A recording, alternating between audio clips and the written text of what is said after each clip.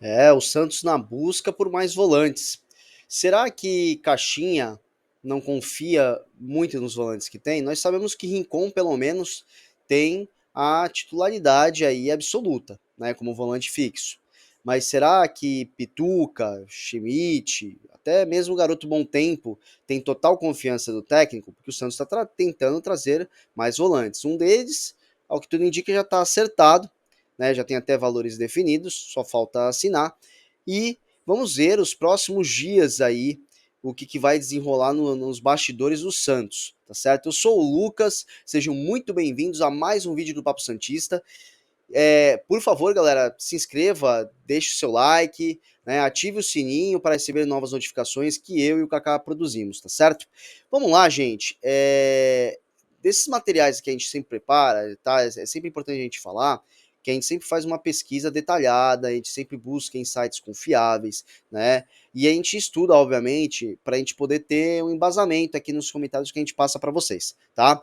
Então, vamos lá, o vídeo de hoje a gente vai trabalhar aqui com a primeira notícia, né, do primeiro volante aí, que era um volante que estava claro que o Santos não iria desistir tão facilmente, né, e que voltaria a fazer tentar novas negociações. Por quê? Porque é um jogador que desde o começo, desde a primeira sondagem deste ano do Santos por ele, é um jogador que deseja jogar aqui, né, na Vila Belmiro. E agora, ainda mais com o Neymar aqui estando, mais ainda, né? Então aí o meu peixão cravou, né? Diz que depois de bastante negociação, tá? E até da desistência, que eu acabei falando para vocês, o Thiago Maia retorna na Vila Belmiro, né? Então só falta assinar, como eu falei. E aí vem aqui os valores, né? Os valores, gente. Tanto eu e o Kaká de conversando, né? A gente não gostou muito dos valores, tá?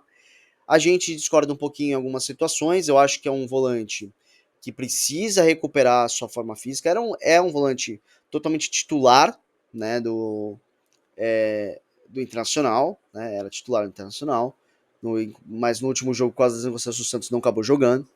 E aí, o que acontece? Talvez o Caixinha possa ser a ter uma ideia de usar um 4-4-2 aí com dois volantes fixos e dois meias, né? Principalmente depois da chegada do Barreal. Né?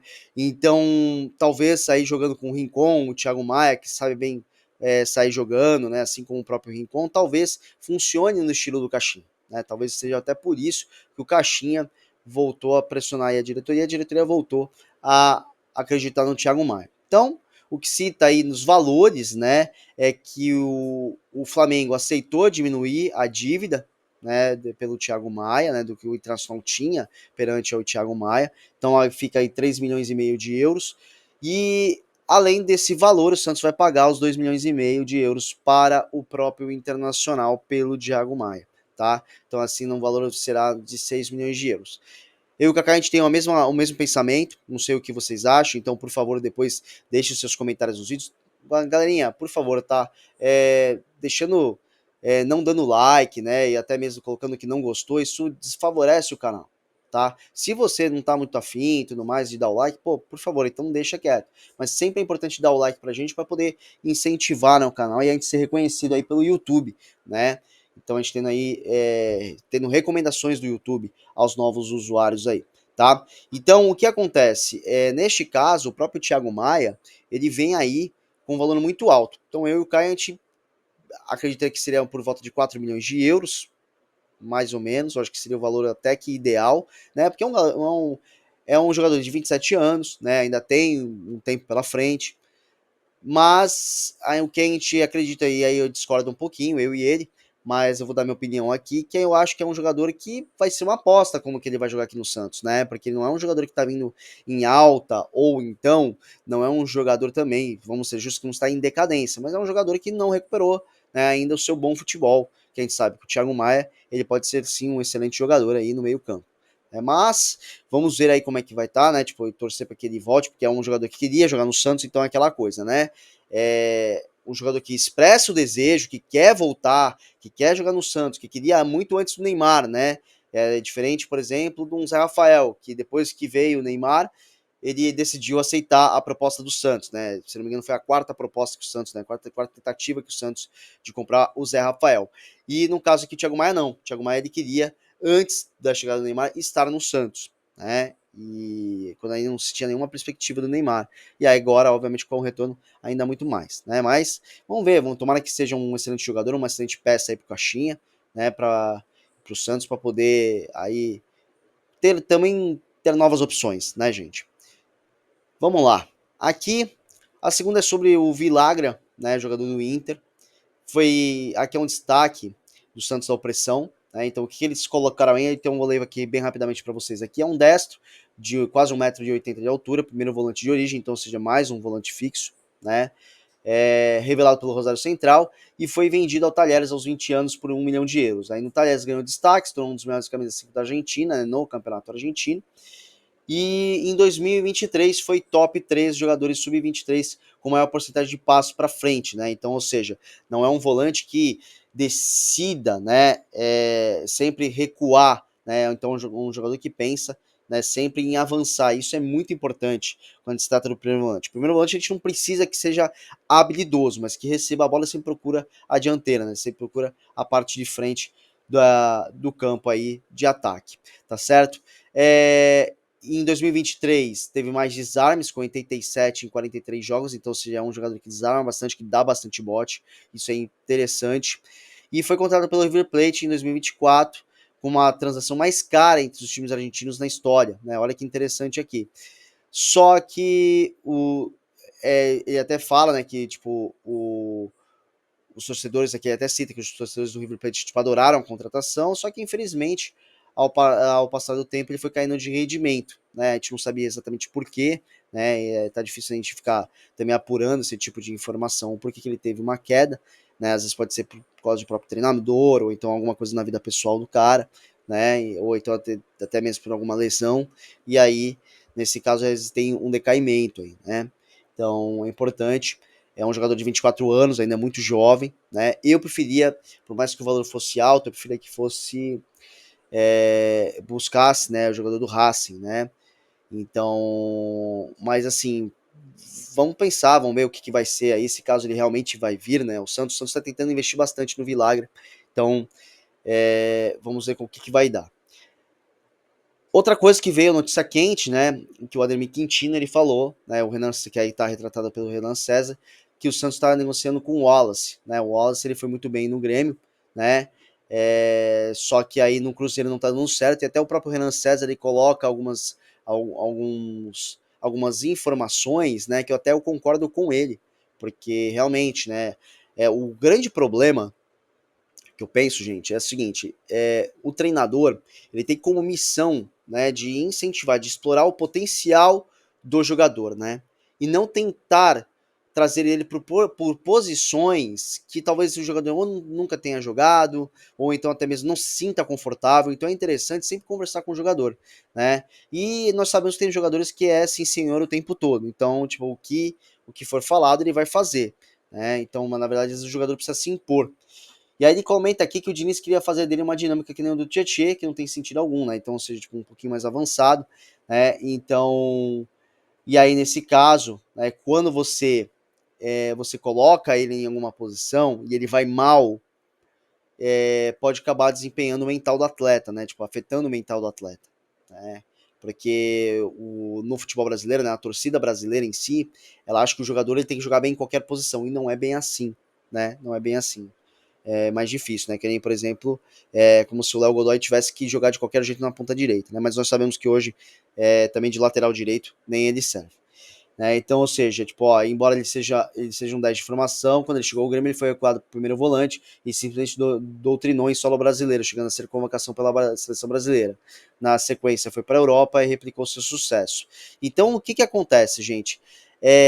Para esse tipo de informação, tá? Deixa eu voltar aqui para minha tela inicial, né?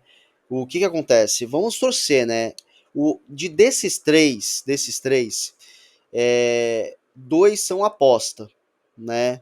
Dois são aposta assim total, né? Que nem o caso do Vilagra e o Wallace tentando ver aí como é que se diz da questão de recuperação, né? E a gente tem que ver também como o Caixinha iria colocar um jogador desse. O Thiago Maia, a gente já conhece, né? Então, ou seja, a gente precisa ver até mesmo como que ele voltaria com essa vontade, tá?